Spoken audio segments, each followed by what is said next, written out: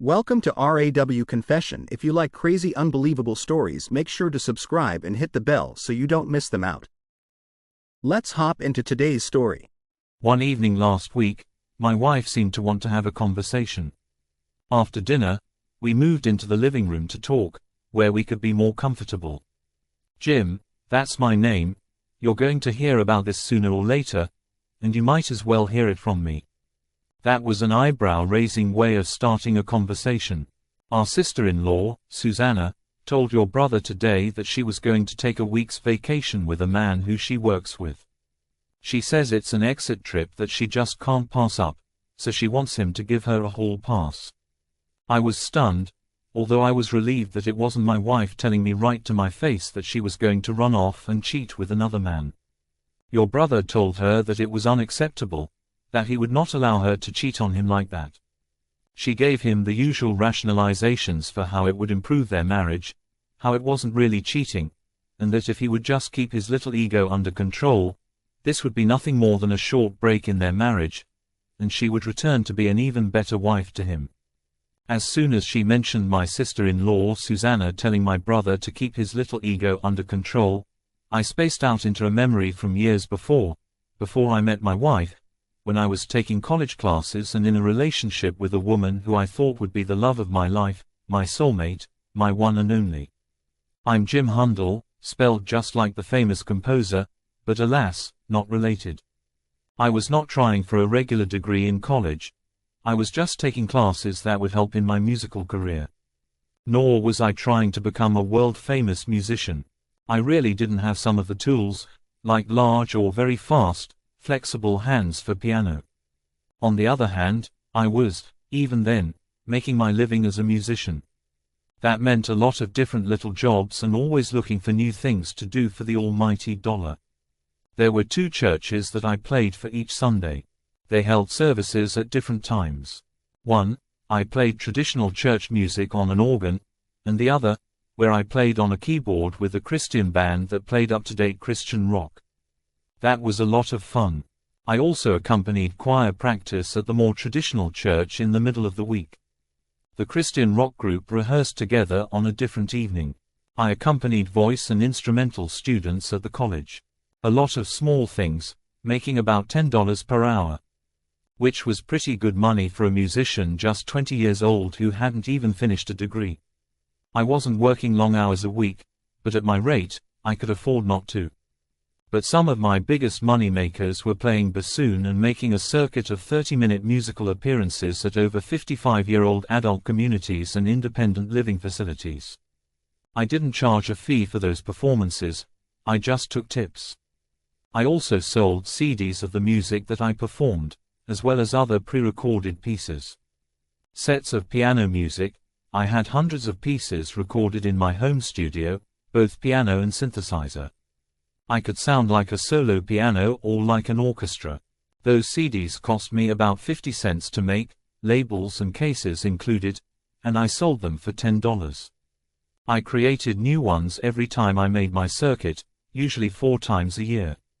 I had a group of followers who bought one of each when a new one was available. Enough about how I struggled to scratch a living in music.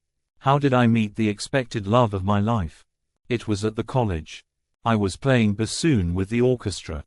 The piece we were playing was an original composition by one of the music faculty, a piece that would be played once at the concert and most likely never again. But then I changed hats. I was playing the Grieg piano concerto for the orchestra to practice with, but for the actual performance, they were bringing in a semi-well-known young pianist who had won one piano competition or another. Granted, I was playing with music, not from memory, but I was also accustomed to following the conductor since I normally played with the orchestra. The concert was a success, and as I predicted, the original piece by Dr. Theory was played for the first and, as far as I know, last time. It wasn't really that bad, it was just not an especially memorable work. A stronger melody would have helped. But the fun was when the guest pianist played the Grieg. His playing was exquisite, but he was often a little out of sync with the orchestra. He just needed more experience playing along with a conductor, not just playing on his own. It wasn't a disaster, but people in the audience could hear it. Oddly, the conductor had asked me to hang around backstage with my copy of the concerto during the performance. He claimed that he wanted me to write a critique of the performance. I suspected that he was worried our guest performer might collapse and that I would be there to step in. Everything went well enough, though. I was also invited to the post-performance party held at the college president's mansion. That was when Jane, the first chair violinist, also known as the concert mistress, approached me. To be honest, I didn't think that Jane even knew who I was. I don't think she had looked my way twice. First, she was a beautiful redhead with blue eyes and a trim figure, and she had never needed my services as an accompanist because her well-known violin teacher would usually play for her when she needed an accompanist. Second, I was in awe of her skill with her violin. I didn't usually attend student concerts, but I did for hers. She was destined for one of the major orchestras, perhaps not as a famous soloist, but good enough to play in the first chair section. We would have been better off if you had played instead of the doofus they brought in, she said. I was a bit startled by her observation. Well, he needs more experience. He's probably played by himself for years, and accommodating yourself to a large group isn't easy for someone who hasn't done it before. That may explain why he's playing with our college orchestra and not one of the major symphony orchestras, to get a little seasoning. She smiled. That's very generous of you to say, but the school could have saved some money and gotten a better concert by having you play. Then she laughed. We ended up talking together for the rest of the party, despite several men from the orchestra who approached us, trying to horn in and get her attention. After things broke up, we made our way to one of the 24-hour cafes in the college neighborhood. From then onward, Jane and I were a couple, an exclusive couple. While I don't harp on it, we had an active and varied intimate life. I had enough experience to know that Jane was a sexual woman, open and desirous, and who enjoyed our joinings as much as I did. But we were so much more. We became a duet. Jane joined me, playing for my circuit of performances, and we recorded our duets in my studio. We split the money, which meant, to be honest, I was getting a smaller share as a percentage. But with my beautiful redhead violinist, we were making more in total, both in tips and sales of CDs. We were also getting requests to play for events and parties that I hadn't been doing before. We were a team in every way. We would be making a bundle on social media these days, of course. We both played and worked independently as well. Sometimes we would both be playing with professional orchestras, other times, I might be playing and Jane not, and vice versa. My epiphany came one evening when my beloved Jane asked me to meet her at a pizza place we often frequented. After we had eaten, she took both of my hands in hers and began the sales pitch. She wasn't breaking up with me, she told me. She just needed some time to explore other people. It would do us both good, and we would be better than ever. I agreed, didn't I? I suspect that in her mind, this meant she would try out other men while I sat at home, pining for her and not exploring other women. I argued my points back. I didn't think any good would come from her going off and dating other people, and to my mind, that would end our relationship. If we weren't going to be exclusive, then there was no longer an us, just a me.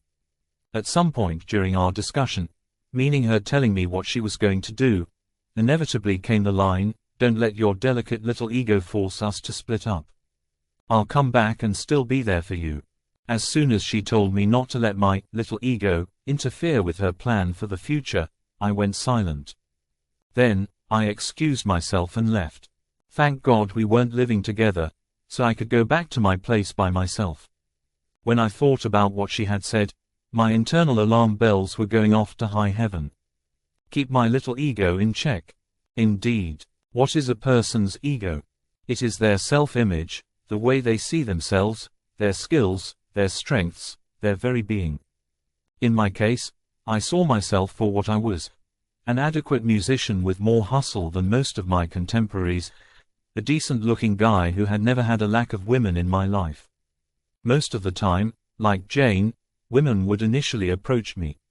I never pursued them. Pursuing a woman was almost always a losing strategy. I was making a decent living and seemed to have enough social graces to pass in any company. It raised the question for me, why was I supposed to accept Jane damaging and diminishing my ego so that she could enhance hers? My ego was a self-defense mechanism. My ego was the voice that let me argue from my point of view when I thought I was right. Heck, I sometimes argued with the orchestra's conductor when I thought he was getting the tempo wrong or when he thought the bassoon was supposed to come in when, by my count, we still had a measure of rest.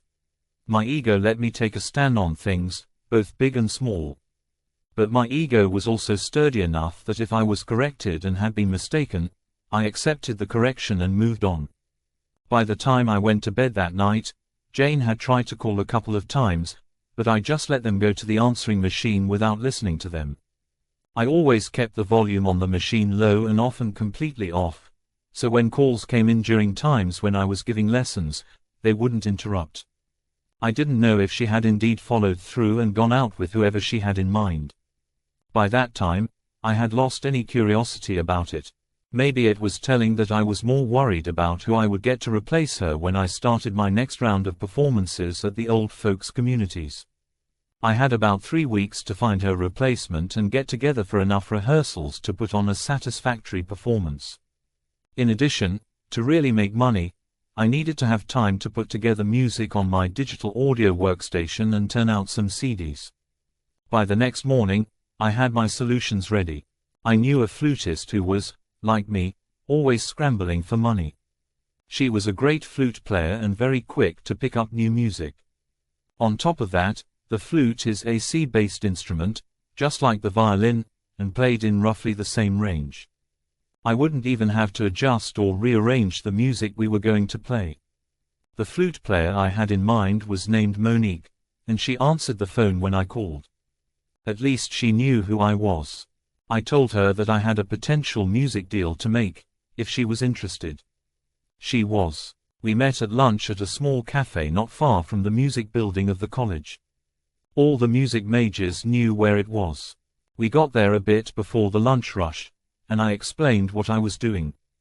And sat down. After ordering our drinks, there was a moment of awkward silence. Jane stared at me, then at her coffee, as if gathering her thoughts. Finally, she spoke. "You didn't answer my question earlier," she said, her irritation clear. "Did it really take you no time at all to replace me?" I sighed, leaning back in my chair. "Jane, you made it clear that you wanted to explore other options. I didn't feel the need to wait around. I had commitments, performances lined up. I needed a partner who was available and ready to work. So that's it," she said, her eyes narrowing. "You just moved on without even a second thought." I took a sip of my coffee before responding. "It wasn't about moving on, Jane. It was about being professional. The work doesn't stop just because you decided you wanted something else. I found someone who could fill the role. It's business." Jane frowned, clearly not satisfied with my response. "It's not just business. We were more than that. And I see now that you replaced me without even hesitating." I raised an eyebrow. "You were the one who asked for a break. You can't expect me to put everything on hold just because you're unsure of what you want. Monique is a talented musician, and we make a good team. That doesn't diminish what we had." She seemed to think about that for a moment before speaking again. "So you and Monique, there's nothing between you two?" "Nothing at all," I said calmly. "She has a boyfriend, and we're strictly professional. She's here to play music, not to fill any other kind of role." Jane stared at her coffee again, silent for a few moments. "I guess I thought you'd be waiting for me to come back." I shook my head. "I can't wait for something that's uncertain, Jane. I have to keep moving forward. That's how life works." She nodded, biting her lip. "I guess I underestimated you." "Maybe," I said quietly. "But I've learned that sometimes you have to make choices that protect yourself, your ego, your career, your peace of mind. I won't let someone else's indecision derail me." Jane took a deep breath and stood up. "I get it," she said softly, her anger seeming to melt away. "I really do. I just didn't expect it to feel like this." I stood as well. I never wanted to hurt you, Jane. But you chose a path, and I chose mine. She nodded and offered a faint smile. Good luck with Monique. I hope it works out for you. Thanks, Jane, I said. Take care. With that, she left the cafe, and I watched her walk away, knowing that our chapter together had officially ended. I finished my coffee, feeling a strange sense of closure. It was time to move on, and I was ready for whatever came next. I'd been there before, and thank God it was a standalone place, not one of the locations of the big brand. I liked their coffee better anyway. The beans were freshly roasted there on site. I ordered a medium roast coffee, black, for myself and paid for Jane's fro chai latte as well, knowing that it would most likely be the last time I ever bought her anything. So, I asked once we had seated ourselves, what was it you were saying? I said that you hadn't wasted any time replacing me since you walked off in the middle of our last conversation. Well, you know that substituting a flute for a violin isn't really difficult. Both instruments are in the key of C, and the ranges are very close. That was not what I was talking about, and you know it. I mean that you've ghosted me and found a new girlfriend, and you did it so quickly that I wonder if you weren't seeing her even before you walked out on me. Do we have a little bit of projection there? I laughed. Again, Monique is not my girlfriend. In fact, if you had watched as she was leaving, you would have seen her boyfriend's arm around her shoulder as they passed not more than 10 feet away from you. So, that leaves my substituting a flute for your violin to consider. I must apologize, though I should have emailed or texted you to let you know I was changing things up to have a different sound for a while. I just didn't want to have an argument with you. I will continue to pay you your share on the remaining CDs that you played on as I sell them. Just for your information, there aren't many of them left. Monique isn't getting nearly as much per CD because I realized how much of the process of turning live music into a CD I wasn't being paid for. I could see that Jane was getting red in the face as I explained things to her. I don't care about the money, I care about us, she exclaimed. I'm not sure what you mean.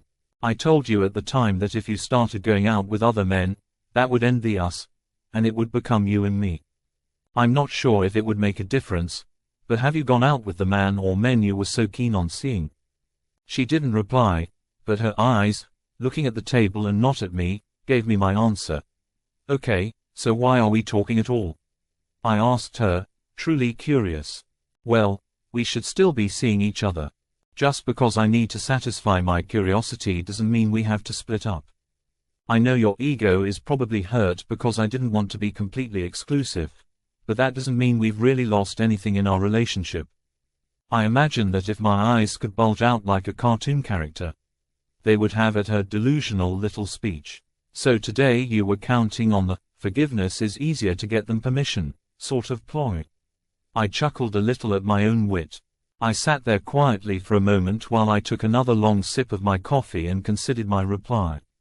Jane sat there quietly as well, knowing that her admission to dating other men was honest but not favorable. After you laid your position down to me, I left and went back to my place to consider just what you were saying. I know that much of what you were saying involved intentions. At the end of the day, though, it isn't intentions but actions that speak the truth. I think that economists call that revealed preferences. I consulted with my ego, that you think so poorly of, and by the next morning, I had come to some conclusions. The problem wasn't that my ego was so delicate or too sensitive. The problem was your ego was overblown and arrogant. I think that the word for it is egotistical, well, that and narcissistic. Your expectation was that you could get away with anything because you had me cowed. Alas, I must admit that I was in part at fault. I had spoiled you. I had offered you more than you had earned of my affection, as well as the fruits of my musical insights and labor. Now, I am the first to admit that you were an excellent violinist, but you were always replaceable. There are at least a dozen other fiddle players in the music department who could fill your shoes. The music we were playing just wasn't that difficult. You are aware of why I chose you to play with. You were not just a fine violinist but a beautiful woman who I thought was a potential spouse, a soulmate. But you sitting me down and treating me like a child who would accept your behavior without complaint was over the top. My ego told me something else. I am just a better person than you. I'm more loyal, I'm kinder, I'm more considerate, and I'm just as good a musician, certainly more versatile. I concluded that I was better off without you than with you. You are beautiful on the outside, inside, maybe not so much. But there's a lot of fish in the sea. You know, as Kipling once wrote, a woman is only a woman, but a good cigar is a smoke. Lord, I love that poem. She cringed a little hearing Kipling's line. In fact, you might be surprised at some of the women who have approached me since we went our separate ways. It might interest you to know that your violin teacher, the fabulous Madam Kim, approached me to ask if she could play with me and record some of her favorite pieces for violin. We may do it when I have some time. Jane was sitting there with tears in her eyes as I related my thoughts to her, but when I mentioned playing with Madam Kim, she openly burst out crying. I got up and sat next to her and hugged her until she calmed down. Please understand that I'm still fond of you, and if I need another violinist, you will be first on my list, I lied to her. We will always be friendly, and I will always be civil to you, but we will never be a romantic couple. Again, shortly after that, we left the coffee shop and parted ways. Jane shows up from time to time on my social media. She went to the East Coast, where she was hired by one of the big city symphony orchestras, and she teaches violin both at one of the local universities and through private lessons. So far as I can tell, she has never married. I met my future wife at an event where I was playing together with a chist, a man. My wife is not a musician. She's an accountant, but she enjoys my music and has supported my music career. Speaking of which, although I still play a lot of gigs, I have been making most of my money from sales of my recordings on the internet and selling my published arrangements of duets for different combinations of instruments. Back in the present, I vowed to speak to my brother about trusting his ego and letting Suzanne know just where she stood as opposed to where she thought she stood. My brother Robert and his wife Suzanne lived in my old house, which I had acquired while I was in college and making my money by playing whenever I could. It wasn't anything to brag about when I bought it, but with Robert's help. He worked in construction and knew how to do everything from electrical work to plumbing to drywall and painting. We remodeled the kitchen, the baths, and modernized the house inside and out. I rented it to him at my cost for the mortgage, utilities, insurance, and survey. The result was that Suzanne had no claim on the house. They had no children yet, though they had been considering them. When she came home with her "I'm spending a week with a guy from work," it turned out to be her boss. What a cliché. They had some money in the bank, but not enough to worry about splitting would be easy, cheap, and fast. I explained to him why his ego was his friend. Then we downloaded divorce papers off the web. It could be cheap if she didn't contest it, and why should she when he presented the divorce papers to her before she had taken her proposed week of vacation with her boss? She went crazy. Robert explained how, after consulting with his ego, he had decided that he was a better person than she was and that it would be less painful to split now than to wait until they had kids, bought their own place, and all of the other connections that come from marriage got any deeper and more complex. She really didn't like the "lots of fish in the sea" or "a good cigar is a smoke" lines either. No accounting for women, I guess. Once she calmed down, Suzanne begged him not to dump her. She claimed that nothing had really happened yet between her and her boss and that the trip, her brain fart, as she called it, was off. She quit her job and found something else just as good, if not better. Robert wasn't sure that things hadn't gone further than she was admitting, but he didn't push the issue. She wasn't happy about the post-nup that Robert had her sign, but she knew it was part of the price she paid for staying together with my brother. I was the one who suggested that as well. They didn't have a lot, so the post-nup mainly made divorce easy and quick if either one of them cheated on the other. Not long after their almost marriage-ending period, Robert took Suzanne on a trip that was more exciting and exotic than the one her boss had offered her. Will they make it? I don't know. I probably wouldn't have given her a second chance myself. That is up to Robert, but I can tell you he keeps his eyes open now and demands a lot more from Suzanne than he did before. He checked in with his ego. Like I said before, my ego is my friend. And sir, we've reached the end of today's story. Was it what you expected, or did it take a twist you didn't see coming? I'm curious to hear your thoughts. Share them in the comments below, and let's get a conversation going. If this story kept you hooked, make sure to hit that like button. And if you're new here or just haven't subscribed yet, now's the perfect time to join our community. I bring you fresh, captivating stories every day, so click that subscribe button and turn on notifications so you never miss out. Thanks for watching, and I'll see you in the next one.